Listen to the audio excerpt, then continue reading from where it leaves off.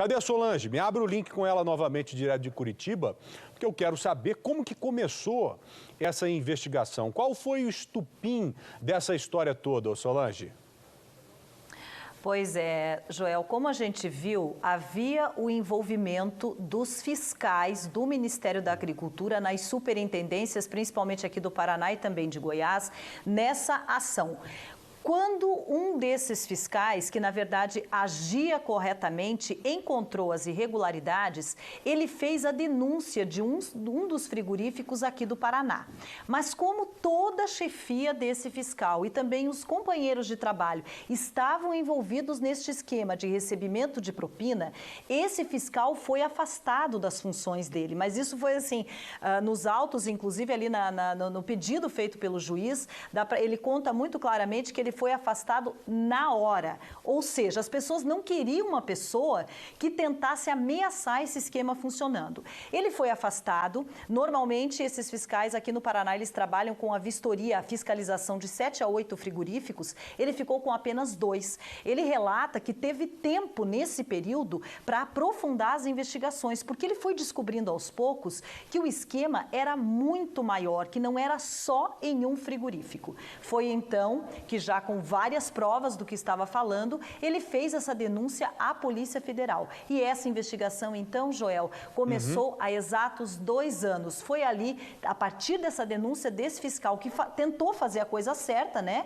Impedir que essa carne fosse vendida nessas condições, que começou tudo isso. Olha, é triste saber, primeiro, a situação desse tipo de produto que está sendo colocado na mesa do consumidor, e triste também saber que isso vai causar um impacto financeiro enorme para o Brasil, que já vem enfrentando uma situação complicada. Não é novidade para ninguém que nós estamos enfrentando um período de recessão, e agora isso aí, pode ter certeza, vai impactar de forma extremamente negativa as exportações brasileiras. Agora, Solange, exatamente, o que fazer, né, daqui?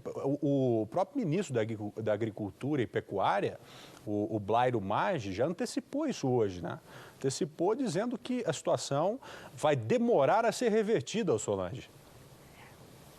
Vai, Joel, porque assim, tem empresas muito grandes, nós acabamos de ver na reportagem, são as duas maiores, os 2 maiores grupos deste setor envolvidos nas denúncias, e inclusive todas as gravações estão relacionadas ali, mas também tem muitos outros, são 22 empresas.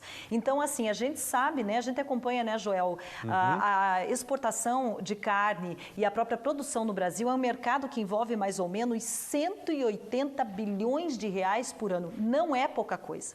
Os números são altíssimos, são mais ou menos 7 milhões de empregos gerados em toda esta cadeia da carne. Agora, claro, né, que depois que o consumidor ouve uma notícia dessas, você realmente fica com o pé atrás, porque você tem que redobrar o cuidado na hora de comprar.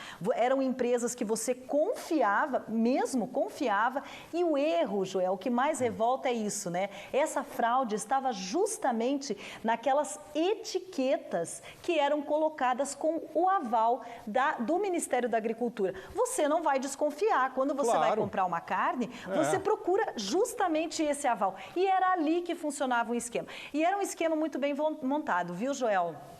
Ontem, inclusive, na coletiva, o delegado responsável explicou que havia, nessas 2 grandes empresas, por exemplo, foram criadas gerências com os lobistas que ficavam ali dentro só para fazer isso. Quer dizer, eles faziam um contato com o Ministério da Agricultura e com as empresas, com os frigoríficos. Então, era um esquema muito bem montado, tanto é bem montado que a polícia não tem ideia do tamanho, da quantidade de propina que foi paga, porque não era só em dinheiro, viu? Esse é outro assunto, porque a carne boa era entregue muitas vezes para esses lobistas ou então para os fiscais que faziam a vista grossa. Verdade. Você acha que o corrupto ia pegar carne ruim? Ele que sabe muito bem, né? Nunca, fala, não, né, olha, essa carne não. aqui não pode ser colocada na minha casa, mas nós vamos remarcá-la e apresentá-la, oferecê-la aos consumidores. Agora não, a minha propina, eu quero carne fresca,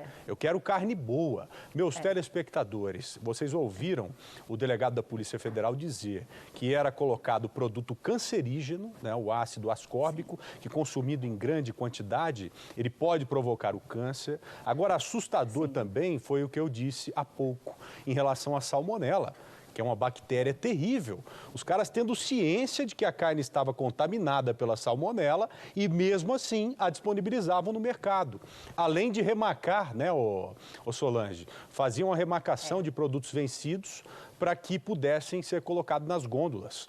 Um verdadeiro absurdo isso. Agora, Solange, o que fazer daqui para frente? O que a dona de casa, o nosso telespectador que vai fazer um churrasco ou comprar o bife para passar a semana, tem que fazer? Como proceder?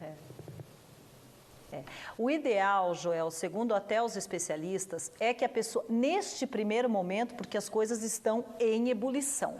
Na verdade, durante a investigação, eles conseguiram detectar, eles encontraram carnes com adulterações, inclusive em supermercados e nos açougues. Então, assim, a adulteração não foi atestada pela polícia só no frigorífico. Também foi encontrada carne com problema no supermercado e no açougue. Então, os especialistas orientam o seguinte: nesse primeiro momento, ficar atento ao nome do frigorífico, à procedência dessa carne, porque são 22 empresas envolvidas, mas tem muitas outras que não entraram no esquema. Inclusive, a própria polícia disse isso ontem. Teve empresas que estavam sendo subornadas a pagar, se recusaram a pagar, inclusive isso reforçou muito as denúncias para que o esquema todo fosse desmontado. Então, é importante ficar de olho assim, no nome do frigorífico, qual é a procedência e na qualidade da carne, né? Se é que a gente pode confiar que desta vez a gente vai poder enxergar a qualidade da carne.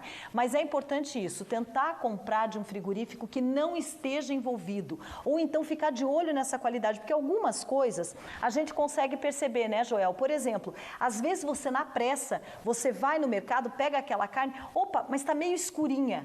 Esse meio escurinha já é um alerta. Fique de olho ali. Exato. Se a carne se você tiver qualquer ponta de dúvida, não leve. Descarte. Porque realmente pode ter problema. Agora, Solange, isso que você disse é muito legal em ficar atento ao frigorífico, né, a marca da carne. Exatamente. Até mesmo para não penalizar quem vem trabalhando de forma correta. Né? Quem não não entra nesse tipo de esquema e não pode ser penalizado. É importante você, telespectador, seguir o que a Solange acabou de dizer. Olha, analisar a carne, e se essa carne não for do frigorífico, de algum frigorífico envolvido no esquema, aí você faz a compra. São quantas empresas mesmo envolvidas no esquema, Solange? São 22, ao todo são 22, temos grandes e temos pequenas. Essas 22 tem marcas, inclusive, bem conhecidas, né? Mas dá para a gente ter uma ideia, né? Nós temos aí em todas as redes sociais, em toda a internet, tem vários jornais divulgando o nome dessas empresas. Então, assim, fique de olho, mas acho importante também reforçar o que você falou, Joel. Não podemos penalizar, né? Exato. Não podemos, porque nem toda carne é ruim. Nem toda carne é ruim. A gente precisa ficar de olho, realmente, só desconfiar. Dá uma olhada primeiro na qualidade. Viu que ela está aparentemente bonita, vermelhinha e não tem problemas? Muito bem, agora vou olhar o nome do frigorífico. Ah, esse aqui estava envolvido? Então vamos esperar para ver, porque também, se a gente generalizar, a gente pode prejudicar justamente o que você falou, aquele empresário que tenta agir da maneira correta e seguir as normas de segurança. Porque outra coisa importante para falar, sabe, Joel, é que assim, a vigilância sanitária neste setor no Brasil, ela foi considerada durante anos uma vigilância muito rígida. Nós tivemos casos como outros problemas em vigilância que o Brasil acabou saindo na frente justamente por intensificar, desenvolvendo técnicas para detectar problemas e impedir que a carne chegasse lá. Agora, por isso que a gente não pode generalizar, né? Como é que a gente vai prejudicar aquele que trabalha direitinho, que paga tudo direitinho, que não tem coragem de colocar para o consumidor uma carne nessas condições, uma carne até podre, no lugar justamente por causa de outras pessoas que tiveram a coragem de fazer isso. Então, nesse primeiro momento, é bom prestar atenção, mas já estão sendo feitas fiscalizações, Joel. Essa carne, eu acredito que daqui a pouco tempo, talvez no meio da semana que vem, no máximo até o final, toda esta carne com suspeita vai ser retirada, porque os estados estão fazendo fiscalização para tirar esse produto do mercado, que é o melhor para todo mundo, né? Isso tem que ser feito, não tem outra alternativa.